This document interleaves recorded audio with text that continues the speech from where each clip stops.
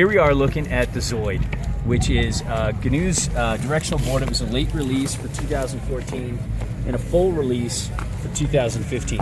This is directional symmetrical. So if you're a right footer, you can only get a board with a Gumby wave to this side. If you're a left footer, they have another board that's made with a Gumby wave to this side. Because you can only put your heels on one side. Now, on the back of your head. EC2 BTX, and you can see it feels kind of directional to me. We had a little bit of a narrower stance than we're used to, and as you can see, this binding wasn't kind of quite over the perfect spot on the camber. It was a little on the downslope of the camber. I would have loved to have set it back to about here in the middle of the camber and had a little bit wider stance, but it was very surfy, very fun. I had a blast. I felt the same thing Peter felt, like that the tail was a little washy. And that's why I felt like I wanted to be back over the tail more. I really had to lean back more and get really surfy to keep that back tail down on my turns. But it's quick, it's nimble. This thing floats. We didn't have much powder, but we had a little bit here and there. Perfect snow, though. Perfect snow conditions. Great snow conditions. Amazing. And I was having a blast on this thing. I'd like to spend more time on it, and I'd like to get it in deep powder. That's really what this board is for. Yeah. But getting over the camber correctly on a groomer day, it would still be pretty fun. But it's going to feel a little loose. You know, it doesn't have that stability of XC2. I would have loved to have seen this in XC2. I honestly think they're trying to go for the more surfy, slashy, like tail washing out vibe.